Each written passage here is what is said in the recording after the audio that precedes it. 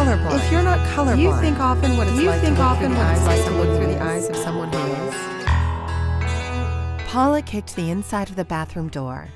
Her shoe left a mark, arched like a rainbow, only black. Like a rainbow through colorblind eyes. It didn't make her feel better. Self-deprecating breakdowns belonged in the privacy of her home, in the arms of her husband, Oliver, not at her best friend Hannah's birthday party. Not in front of Hannah and her husband George and their 7 other friends. Get it together, Paula.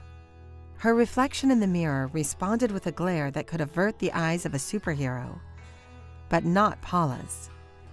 She had learned how to stare back at her enemy just as fiercely. It wasn't Hannah's fault. Hannah hadn't even been trying to get pregnant. Already with 3 kids, she couldn't believe she was going to go through it again at 37. That was what she had said when she announced the news downstairs. 37 wasn't that old. Not too old, thought Paula. Her own 37th birthday was next month. Hannah's announcement was nothing like how Paula imagined hers would be when it happened to her. If it ever happened to her.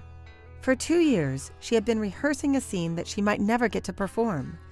Hannah was on her 4th run of performances. It wasn't fair, thought Paula.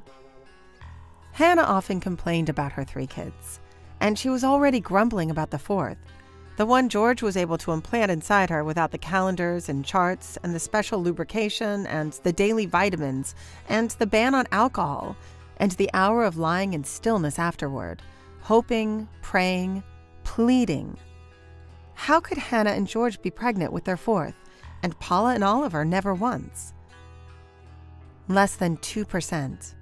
That was what the fertility doctor had said to Paula and Oliver in his sterile office with the white leather chairs, the monstrous frosted windows, and the glass desk that was so spotless it was almost invisible.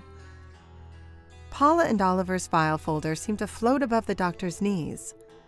For Oliver, the illusion was a welcome distraction. Paula wanted to grab the folder out of midair and read what was inside. Oliver's sperm are poor swimmers, the doctor said. Paula's egg count is low.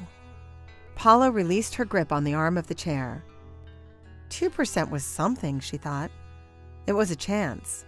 An unlikely one, but still, some couples had to represent the 2%. Why not her and Oliver? Through each of her pregnancies, Hannah complained. Paula listened and wished she was the one getting fat, the one throwing up in the morning, the one not getting enough sleep, the one with breasts that hurt so intensely that her eyes watered. If it meant she could hold Scarlett or Sebastian, she didn't care which one of her hypothetical children became real. She would embrace all the discomforts happily. Paula wanted a baby to hold, to love. She wanted to be a mother, like Hannah, she thought, like so many other women. Hannah didn't know how fortunate she was, how it could be so easy for her and George and nearly impossible for Paula and Oliver. Why Hannah and George were 100% and Paula and Oliver only 2%. Were Hannah and George that much better? Paula and Oliver would be good parents, great parents, amazing parents. More amazing than Hannah and George, they sometimes said to each other, a futile attempt to feel better. No one had expected a couple as compatible as Paula and Oliver to have difficulty conceiving. Paula and Oliver loved each other, so why shouldn't they be able to make a baby? When are you two having kids? For years, Paula and Oliver had been asked the question. At first, Paula would blush in excitement and answer coyly, implying that an announcement should be expected in the coming months. But after a while, the question produced resentment, and finally, sadness. People stopped asking. They had started to suspect. No one talked about it to Paula or Oliver, and Paula and Oliver didn't talk about it to anyone but each other. Sperm and eggs came up in conversation less than farts and poop. Recently, Oliver had stopped kicking doors and started telling people he and Paula couldn't have kids. But it wasn't true, thought Paula. They had a 2% chance. 2% was something. It was not 0%. It was 2 percentage points higher than 0. Always the optimist, Oliver would say, first adoringly, but now Paula couldn't help noticing that his voice was sour. To Oliver, her hope had turned into a cruel gesture of denial. But 2% was something, Paula would say. It was a fact. She was being realistic. Not everyone had children. Just because Paula didn't, it didn't make her less of a woman, less of a human being.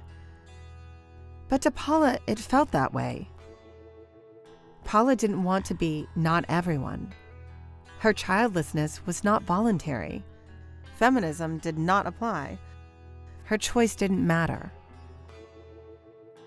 Hannah wouldn't recognize the mark on the inside of her bathroom door as a rainbow. Maybe she didn't know black rainbows existed. Or if they did, like wars and famine and homelessness and infidelity and violent crime, they were too far away from her world to warrant much thought. If you're not colorblind, do you think often what it's like to look through the eyes of someone who is? One of Hannah's 3 kids would be blamed for the mark on the door. Hannah would have to get down on her hands and knees to scrub it off. It wasn't Hannah's fault. Paula never talked about black rainbows. She had never given Hannah a chance to be understanding, compassionate, considerate, supportive. Paula licked her thumb and rubbed off the black swoosh. Her thumb stung with numbness. She glared at her reflection. Fairness, she thought, is part of no definition of life. Her enemy didn't budge. Averting her eyes, Paula rejoined the party downstairs. I went down, down, down to the river to see my reflection. You're not colorblind. If you're not colorblind, you think often what it's like to look through the eyes of someone who is.